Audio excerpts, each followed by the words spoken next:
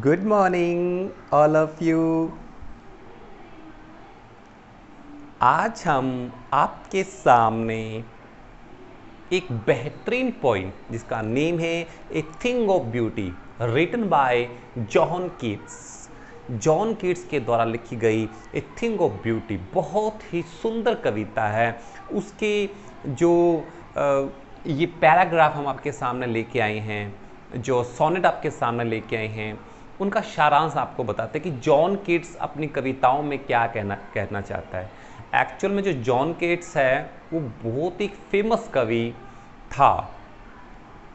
उसने अपनी कविताओं के अंदर सबसे ज़्यादा प्रकृति के बारे में लिखा है, यानी कि वो जो लवर था ना, वो नेचर का था, प्रकृति प्रेमी था।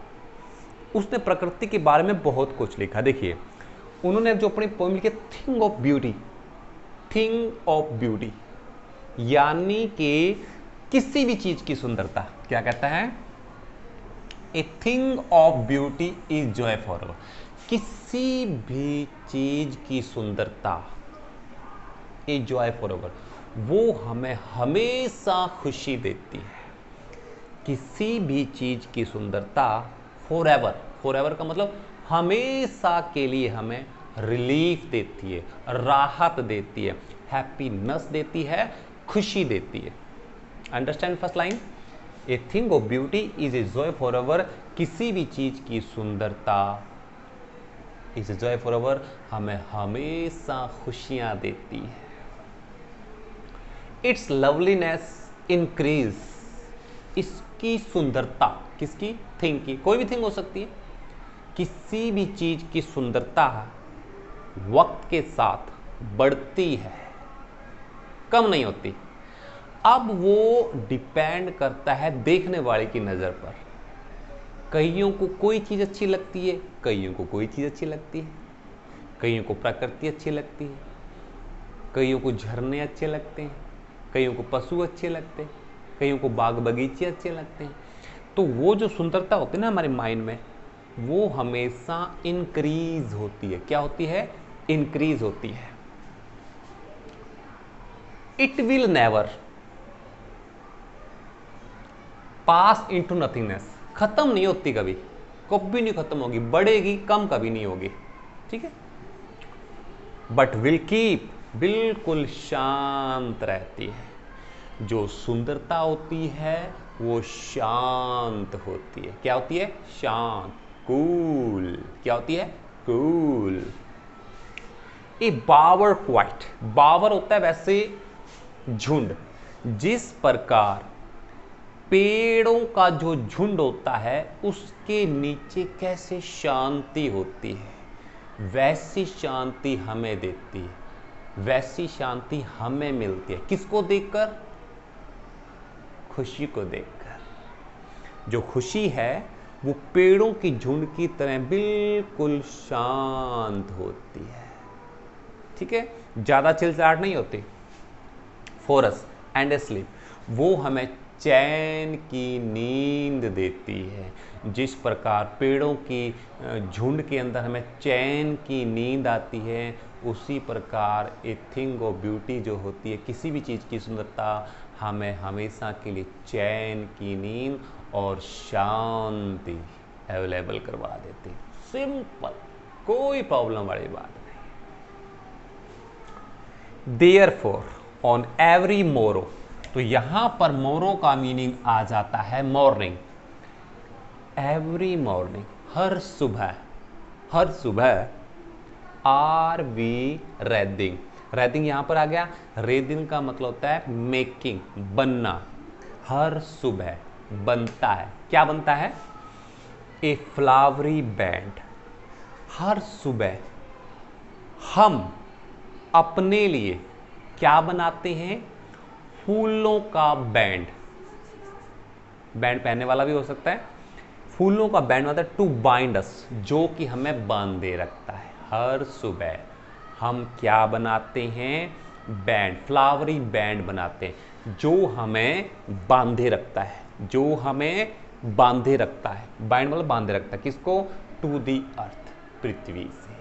हर सुबह ये प्रकृति या जो ये जो फ्लावरी बैंड है, फूलों का जो बैंड है, यह हमें प्रकृति से बांधे रखता है।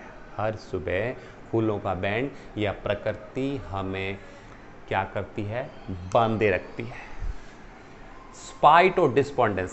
स्पाइट का मतलब होता है के बावजूद। स्पाइट का मतलब होता है के बावजूद। डेस्पोंडेंस, डेस्पोंडेंस मतलब निराशा। बहुत सारी निराशाएं हैं मन के अंदर, बहुत सारे अधूरे सपने हैं मन के अंदर। हमें पता है कि पूरे नहीं होंगे, लेकिन इसका मतलब ये तो नहीं कि हम जीना छोड़ दें। इसलिए लाइफ के अंदर बहुत सारी निराशाएं हैं, बहुत सारे ऐसे अनसुलझे सवाल हैं जिनका हमारे पास कोई आंसर नहीं है। तो इसका मतलब ये थोड़े ना कि हम जीना छोड़ दें। लाइफ को चिल करने का क्या कहता है? बहुत सारी निराशाओं के बाद in the inhuman dearth. Inhuman dearth का मतलब होता है मनुष्य द्वारा किए गए अमानवीय कार्य। अमानवीय कार्य। इस धरती पर मनुष्य ने बहुत सारे अमानवीय कार्य किए, अच्छे कार्य नहीं किए। उसके बावजूद of naval nature of gloomy days of all unhealthy and undarkened, कहता उसके बावजूद माना कि बहुत सारे गंदे और अंधेरे रास्तों के अंदर, बहुत सारे गंदे और अंधेरे रास्तों के अंदर कोई एक ऐसा चमकीला रास्ता है जो आपकी लाइफ को और भी गति दे देता है। वो क्या है? किसी भी चीज की सुंदरता। किसी भी चीज की सुंदरता। सुंदरता का मतलब ये नहीं कि बहुत बड़ा सुंदर, मैं उसकी सुंदरता की बात नहीं कर रहा हूं, मन की सुंदरता की बात कर रहा हूं। खुद को पहचानो। जितने आप सुंदर हो, दुनिया में कोई भी सुंदर नहीं है। तो सबसे पहले खुद को पहचानो। You are the most beautiful person in this earth, made for searching. तो कहता है प्रकृति ने इतने सारे अमानवीय कार्य होने के बावजूद, अंधेरे रास्तों के बावजूद, निराशा वाले कार्यों के बाद कुछ ऐसा है, कुछ ऐसा पृथ्वी के अंदर छोड़ा है आपके लिए। किसके लिए? Made for searching. अगर तुम चाहो तो उसकी तलाश कर सकते हो, जो कि सिर्फ आपके लिए है। इतने सारे बैड टास्क, बुरे कार्य, निराशा के बादल होने के बावजूद कुछ ऐसा है जिसकी आप तलाश कर सकते हो। भगवान ने हर किसी के लिए कुछ ना कुछ प्रकृति में छोड़ा है, ताकि आप उसकी तलाश करो और आपको भी जो ए जॉय फॉर एवर है वो हमेशा के लिए मिलती रहे।